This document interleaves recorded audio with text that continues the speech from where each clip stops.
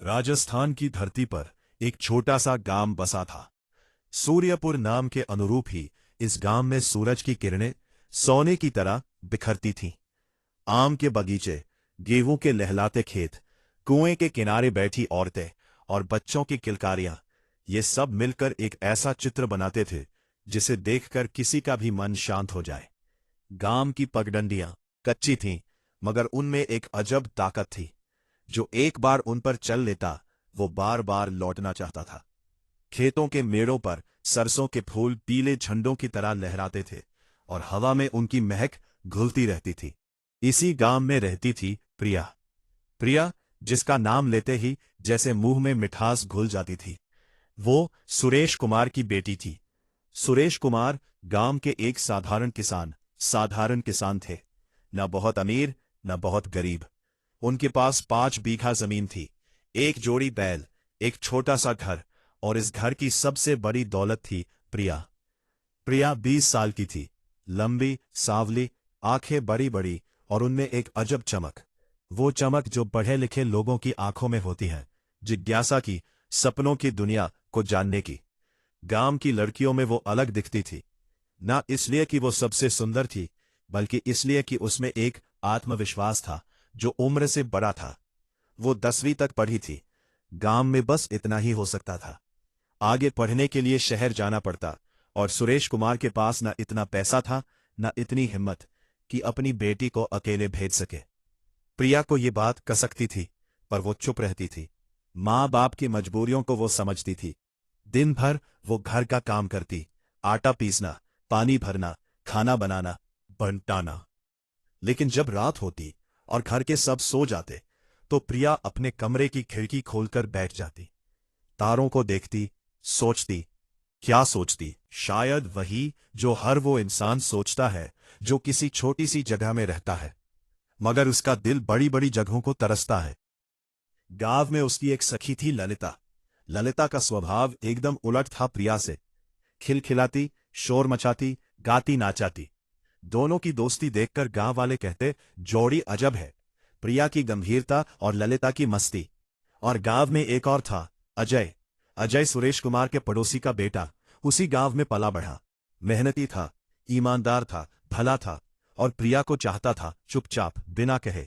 ये चाहत उसकी आंखों में झलकती थी जब भी वो प्रिया को देखता। मगर प्रिया ने कभी गौर नहीं किया, या शायद किया पर मन नहीं लगा। ऐसे ही चल रहा था सब, एक लय में, एक ताल में, जैसे नदी बहती है अपने किनारों के बीच। जब तक कि एक दिन वो आया जिसने इस लय को तोड़ दिया। फाल्गुन का महीना था, होली आने वाली थी। गांव की चौपाल पर एक सुबह अचानक एक जीप आकर रुकी। धूल का बादल उड़ा, और जब वो बैठा तो लोगों ने देखा एक अनजान चेहरा। विवेक शर्मा, 30 साल का, जोधपुर से आया। लंबा गेहुआ रंग, कंधों पर एक बड़ा सा कैमरा, आंखों में चश्मा, मगर उसके पीछे भी आंखें तेज और जागरूक। उसने एक हल्की मुस्कान के साथ गांव वालों को नमस्ते किया। मैं फोटोग्राफर हूं, यहां के लोगों पर, यहां की जिंदगी पर एक फोटो डॉक्यूमेंट्री बनाना चाहता हूं। अगर आप लोग अनुमति दे तो कुछ दिन यहां रुकना चाहता हूं। गांव के मुखिया रघुनाथ सिंह ने उसे ऊपर से नीचे तक देखा, फिर पूछा, कहाँ के हो बेटा? जोधपुर का हूं चाचा जी। दादाजी मूलतः इसी इलाके के थे, बस उनकी कहानियां सुन सुनकर यहां आने की तमन्ना थी। ये बात काम आई। दादाजी का जिक्र सुनते ही मुखिया का रूखा चेहरा नरम पड़ गया। रुको, खाना खाओ, बात करते हैं। विवेक को गांव के खाली घर में ठहराया गया। घर पुराना था, दीवारें मोटी, आंगन में नीम का पेड़। विवेक को ये सब अच्छा लगा। शहर की एसी और होटलों से थका हुआ था वो। यहां की खुरदरी दीवारें, मिट्टी की सौंधी महक, सब कुछ उसे एक अजीब राहत दे रहा था। अगले दिन से उसने गांव घूमना शुरू किया। वो खेतों में जाता, किसानों से बात करता, उनकी तस्वीरें लेता। बुजुर्गों के झुर्रीदार चेहरे, बच्चों की शरारती हंसी, औरतों के रंगीन घाघरे, सब कुछ उसके कैमरे में समा रहा था। प्रिया ने पहली बार उसे कुएं के पास देखा। वो पानी भर रही थी। उसकी सखी ललिता साथ थी। ललिता ने पहले देखा उसे और फुसफुसाई, वो देख, परदेसी। प्रिया ने मुड़कर देखा। विवेक थोड़ी दूर खड़ा था और कोई की तस्वीर ले रहा था, बिना किसी से पूछे, बिना किसी को देखे। कैमरा उठाए घूम रहा है, हमारी तस्वीरें ले रहा है। प्रिया ने एक पल देखा, फिर अपना मटका उठाया और चल दी। मगर उस रात खिड़की से तारे देखते हुए उसके मन में वो अजनबी का चेहरा आया। क्यों, उसे खुद नहीं पता था। तीसरे दिन प्रिया खेत की मेड़ पर बैठी थी। उसके हाथ में एक पुरानी किताब थी, रामचरितमानस। उसे पढ़ना पसंद था। जब भी मौका मिलता वो पढ़ती। पीछे से आवाज आई, माफ कीजिए। प्रिया ने मुड़कर देखा। विवेक था। हाँ, उसकी आवाज में ना गर्मजोशी थी, ना कड़वाहट, बस एक सीधापन। मैं बस पूछना चाहता था, वो सामने जो पेड़ दिख रहा है, उसका नाम क्या है? वो फूल बहुत अनोखा लग रहा है। वो पलाश है, इसे तेसु भी कहते हैं। होली के रंग इसी से बनते थे पहले। उसने कैमरा उठाया। क्या मैं इसकी तस्वीर ले सकता हूं? पेड़ की तस्वीर लेने के लिए किसी से पूछना नहीं होता। विवेक हंसा। वो पेड़ की तरफ गया, कई एंगल से तस्वीरें ली, फिर वापस आया। आप यही की है? हाँ। गांव के बारे में बताएंगी कुछ? क्यों? मैं डॉक्यूमेंट्री बना रहा हूं। सिर्फ तस्वीरें नहीं, कहानी भी चाहिए। कहानियां बहुत है, मगर हर कहानी बताने के लिए नहीं होती। इस जवाब ने विवेक को थोड़ा अचंभित किया। वो एक साधारण गांव की लड़की से इतने सधे हुए जवाब की उम्मीद नहीं कर रहा था। आपका नाम? प्रिया। मैं विवेक हूं। जानती हूं, पूरे गांव को पता है। वो फिर हंसा। फिर एक पल के लिए दोनों चुप रहे। पलाश के पेड़ से एक फूल गिरा और हवा में तैरता हुआ प्रिया के पास आ गिरा। विवेक का कैमरा उठ गया। माफ करना, इजाजत लेनी चाहिए थी। कोई बात नहीं। प्रिया उठी। जाती हूं। एक सवाल और, आप जो किताब पढ़ रही थीं, रामचरितमानस थी? प्रिया ने पलट कर देखा। हाँ, यहां लड़कियां ये पढ़ती हैं। प्रिया की आंखों में एक चिंगारी कौन थी। यहां क्या, कहीं भी लड़कियां सब कुछ पढ़ सकती हैं? आपको अचरज क्यों हुआ? मेरा वो मतलब नहीं था। मेरा मतलब समझ गई मैं। आपको लगा गांव की लड़की तो शायद इतना नहीं पढ़ती होगी। ये सोच शहरी लोगों में बहुत होती है। विवेक के पास जवाब नहीं था। प्रिया चली गई। अगले कुछ दिन ऐसे ही बीते। विवेक रोज गांव में घूमता और कभी न कभी किसी न किसी मोड़ पर उसकी नजर प्रिया से टकराती। कभी वह कुएं पर होती, कभी बाजार में, कभी मंदिर में, कभी खेत में। धीरे धीरे एक सिलसिला बन गया। वो पूछता, वो जवाब देती। वो जिज्ञासु था। वो जानकार थी, अपने गांव के बारे में, अपने लोगों के बारे में। उसने बताया, इस गांव में हर साल बैसाख में मेला लगता है। इस कुएं की उम्र 200 साल है। उस पुराने मंदिर में जो शिवलिंग है, वो स्वयंभू है। यहां के किसान मानसून से ज्यादा अपनी मेहनत पर भरोसा करते हैं। विवेक ध्यान से सुनता, कभी कभी नोट भी करता। एक दिन उसने पूछा, प्रिया, तुम आगे पढ़ना चाहती थी? ये सवाल क्यों? बस ऐसे। तुम बहुत जानती हो, तुम्हारे बात करने का तरीका लगता है तुम किसी विश्वविद्यालय में पढ़ी हो। प्रिया के चेहरे पर एक कड़वी मुस्कान आई और चली गई। चाहती थी, हो नहीं पाया। पैसे नहीं थे और अकेली भेजने की हिम्मत नहीं थी घर वालों में। अफसोस नहीं होता है, पर अफसोस में डूबने से किसी का भला नहीं होता। यहां की लाइब्रेरी में जो भी किताबें हैं, मैंने सब पढ़ी है। 2 बार विवेक ने उसकी तरफ देखा। कुछ कहना चाहा, पर नहीं कहा। उस शाम विवेक ने उस खाली घर की दीवार से टिककर अपनी डायरी में लिखा, प्रिया, एक ऐसा नाम जो पहाड़ की तरह है, बाहर से खुरदरा, अंदर से कोमल। उसकी आंखों में एक सपना है जो उसने कभी जोर से कहा नहीं, पर मैं देख सकता हूं। शायद इसीलिए कैमरा उठाने का मन नहीं करता जब वो सामने हो। लगता है उसे कैद करना ठीक नहीं। होली आई। पूरा सूर्यपुर रंगों में डूब गया। ढोल बजे, गाने गाए गए, अबीर उड़ा, बच्चे एक दूसरे पर रंग फेंकते भागे, औरतें तोलियों में गाती रही। शाम को होलिका दहन था। गांव के चौक में बड़ी होलिका जलाई गई। आग की लपटें ऊपर उठी। लोग उसके चारों तरफ खड़े थे, हाथ जोड़े, आंखें बंद, मन में मनोकामनाएं। विवेक भी था वहां। उसका कैमरा आग की रोशनी में चमक रहा था। प्रिया भी थी। उसने लाल रंग की ओढ़नी पहनी थी। आग की रोशनी उसके चेहरे पर पड़ रही थी और उसे एक अजब आभा दे रही थी। विवेक ने एक तस्वीर ली, फिर दूसरी, फिर तीसरी। तभी प्रिया की नजर उस पर पड़ी। वो उठकर उसके पास आई, फिर से बिना पूछे। माफी। विवेक ने कैमरा नीचे किया। दिखाओ। विवेक ने कैमरे की स्क्रीन उसकी तरफ घुमाई। प्रिया ने तस्वीर देखी। एक पल के लिए वो चुप हो गई। तस्वीर में वो खुद थी, आग की रोशनी में आंखें आधी बंद, ठों पर हल्की सी मुस्कान। उसने खुद को संगीत कभी ऐसे नहीं देखा था। मिटा दो। क्यों? ये है संगीत, बहुत अच्छी तस्वीर है, मेरी अनुमति नहीं थी। ठीक है, मिटा देता हूं। विवेक संगीत ने कुछ बटन दबाए।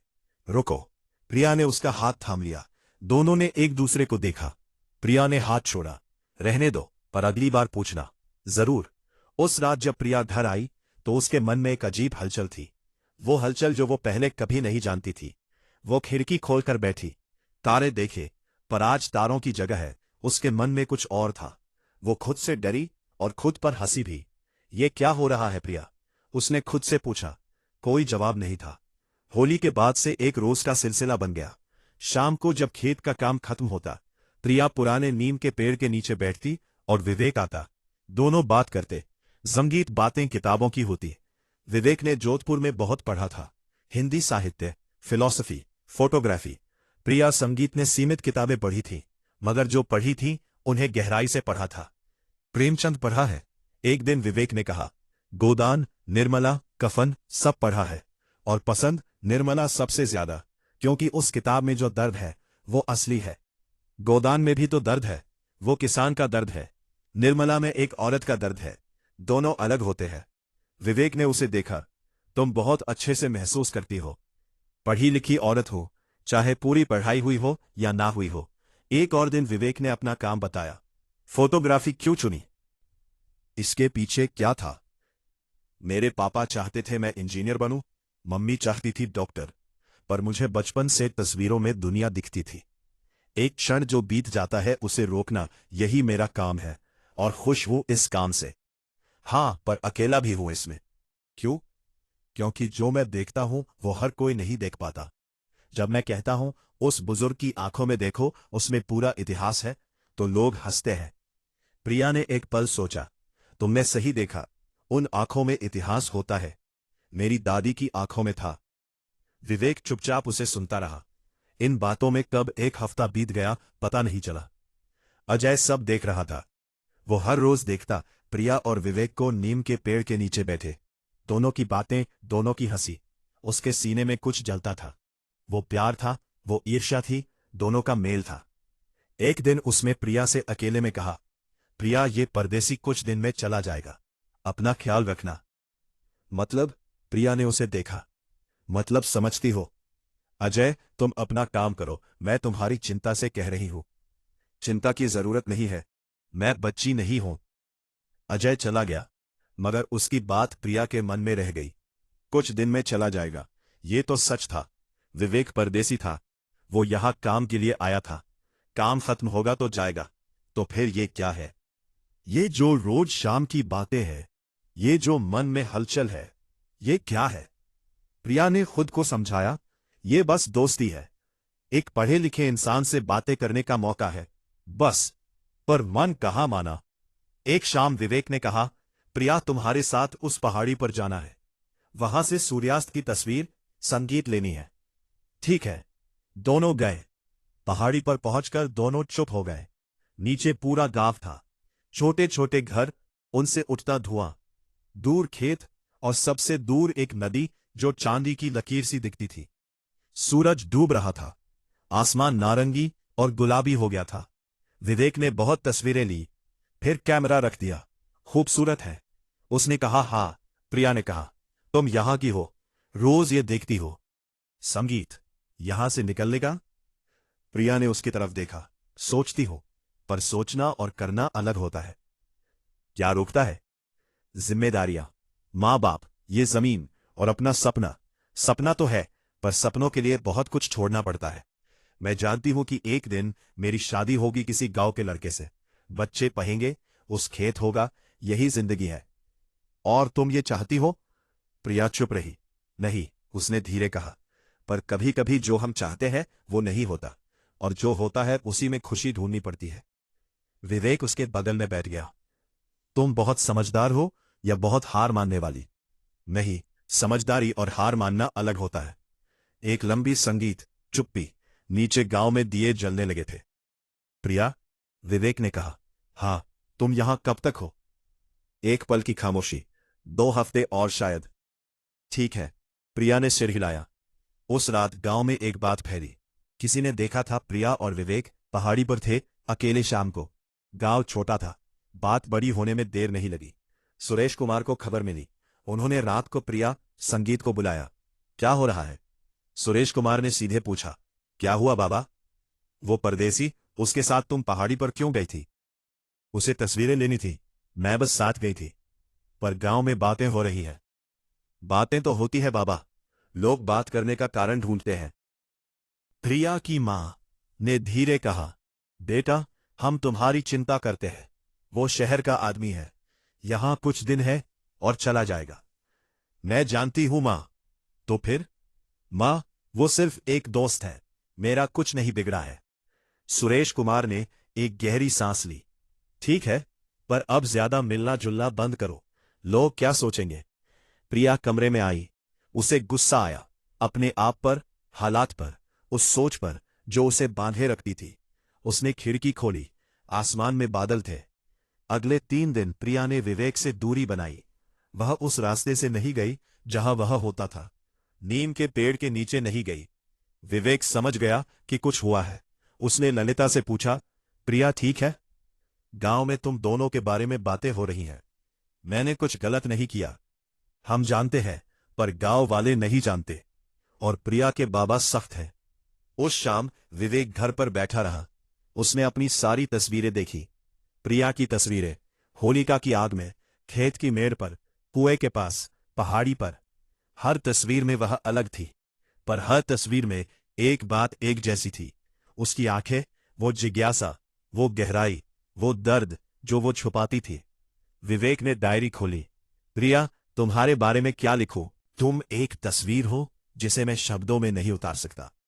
तुम एक गाना हो जो सुनाई देता है पर याद नहीं किया जा सकता। तुम यहां हो, इस गांव में, इस मिट्टी में, और मैं कहां हूं?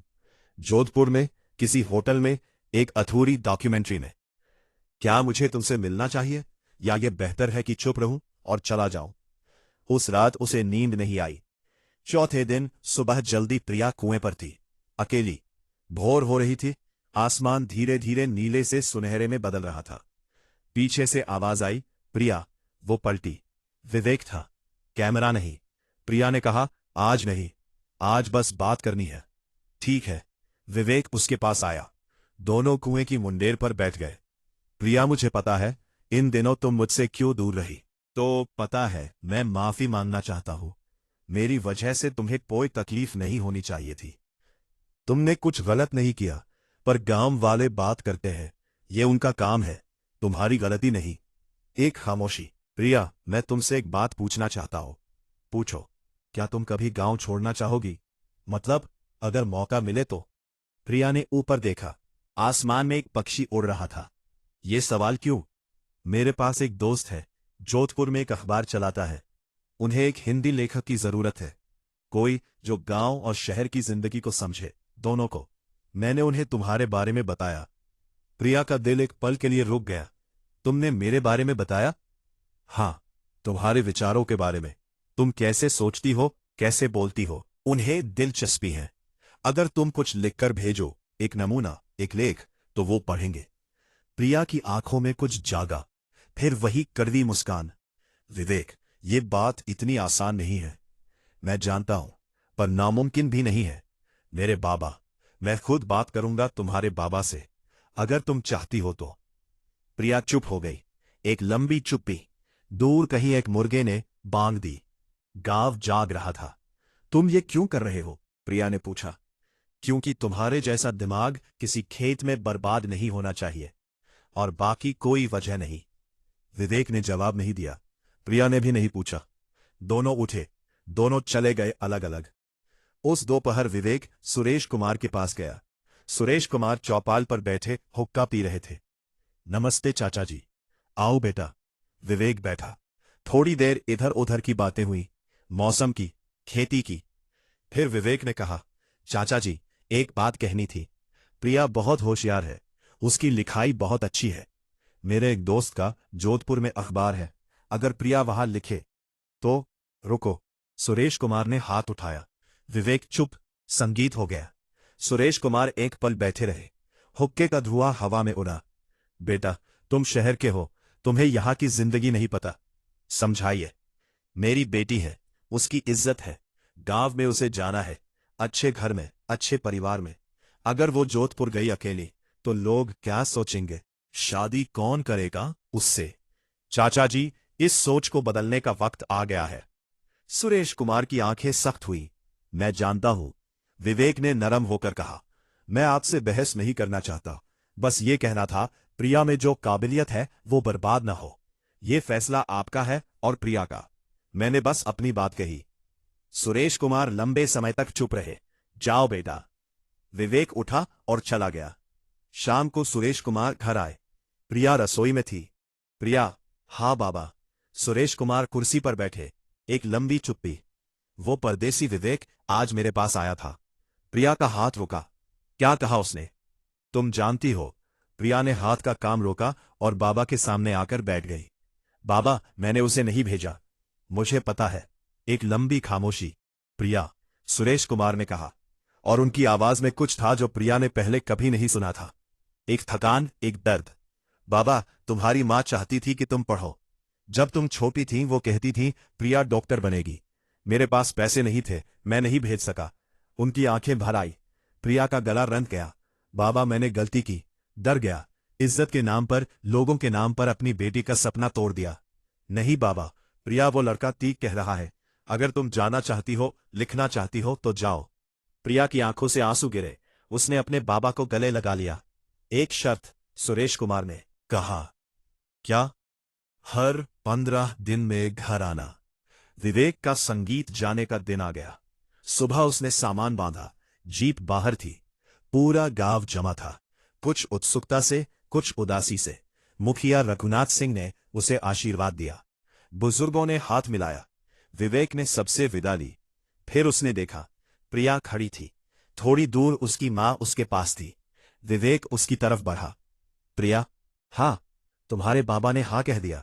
मुझे पता है। प्रिया की आंखों में वो पुरानी चमक थी, जिज्ञासा की, सपनों की। हाँ, जाऊंगी। विवेक ने अपनी डायरी निकाली। उसमें से एक पन्ना फाड़ा और प्रिया को दिया। ये मेरे दोस्त का नंबर है, जब जाओ उन्हें बता देना। प्रिया ने लिया। और ये, उसने अपनी जेब से एक किताब निकाली। हिंदी में, तुम्हें पसंद आएगी। शुक्रिया। और प्रिया। विवेक एक पल रुका। वो तस्वीर, होलिका की, मैंने उसे रखा है। कभी प्रदर्शनी होगी तो वो सबसे पहले होगी। प्रिया मुस्कुराई। चलो। विवेक जीप में बैठा। इंजन स्टार्ट हुआ। जब जीप चलने लगी, विवेक ने खिड़की से पीछे देखा। प्रिया खड़ी थी, उसके हाथ में किताब थी। जीप मोड़ पर मुड़ी और गायब हो गई।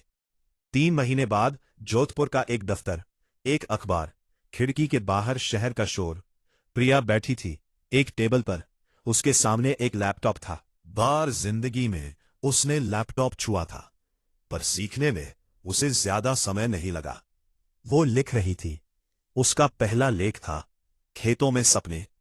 राजस्थान के एक छोटे गांव की लड़कियों की कहानी। वो लिख रही थी उन लड़कियों के बारे में जिन्हें वो जानती थी। ललिता के बारे में, जो गाती थी पर कभी किसी संगीत के स्कूल नहीं जा पाई।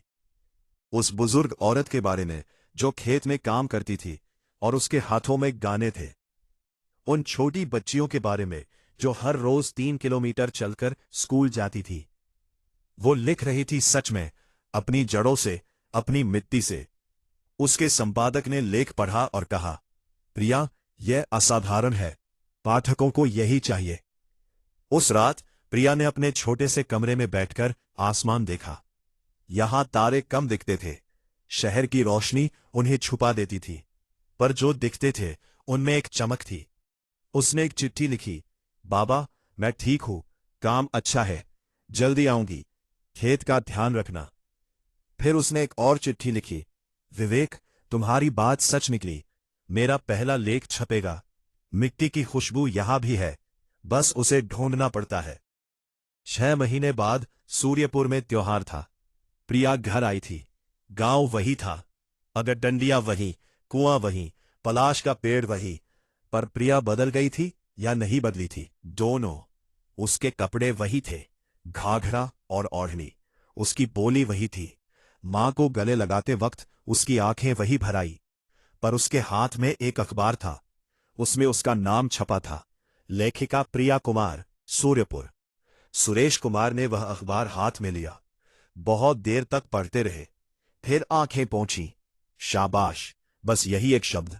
पर इस एक शब्द में प्रिया के लिए पूरी दुनिया थी। ललिता आई। उसने प्रिया को गले लगाया। पूरे गांव में बात है तेरी। सब कहते हैं प्रिया ने नाम कमाया। प्रिया हंसी। और अजय, उसकी शादी हो गई कुम्हार की बेटी से। खुश है? अच्छा हुआ। शाम को प्रिया उस पहाड़ी पर गई अकेली। वहां से गांव दिख रहा था। नीचे दिए जल रहे थे। उसने वह किताब निकाली, विवेक की दी हुई। उसमें से एक पर्चा गिरा, विवेक का नंबर। प्रिया ने उस पर्चे को हाथ में लिया। फिर उसने फोन उठाया। एक क्षण, दो क्षण। फिर उसने नंबर डायल किया। घंटी बजी, दूसरी, तीसरी। हाँ विवेक, मैं प्रिया। एक पल की चुप्पी। कहाँ हो? सूर्यपुर में, पहाड़ी पर। अच्छा हुआ तुमने फोन किया। वो प्रदर्शनी जिसकी मैंने बात की थी, वो अगले महीने जोधपुर में है। उसमें तुम्हारी तस्वीर है। कौन सी? होलिका वाली। प्रिया मुस्कुराई। देखने आऊंगी। सच में? हाँ। एक पल। प्रिया, मैंने तुम्हारा लेख पढ़ा, बहुत अच्छा था। शुक्रिया। नहीं, सच में। तुमने जो लिखा वो मैं तस्वीर में नहीं दिखा सकता था। शब्दों में जो ताकत है वो तुम्हारे पास है। प्रिया की आंखें भर आईं। विवेक, हाँ, तुमने मेरी जिंदगी बदल दी। नहीं, उसकी आवाज में एक नरमी थी। तुमने खुद बदली। मैंने बस एक दरवाजा दिखाया था। नीचे गांव में एक बच्चा गाना गा रहा था। हवा उस गाने को पहाड़ी तक उड़ा लाई। जोधपुर में मिलते हैं। प्रिया, कौन सा ने कहा? जोधपुर में। फोन रखा। प्रिया वहां खड़ी रही। उसके पीछे गांव था, उसकी जड़ें, उसकी मिट्टी, उसके लोग। उसके सामने था आसमान जिसमें तारे धीरे धीरे जग रहे थे। वो दोनों उसके थे, जड़ें भी, आसमान भी।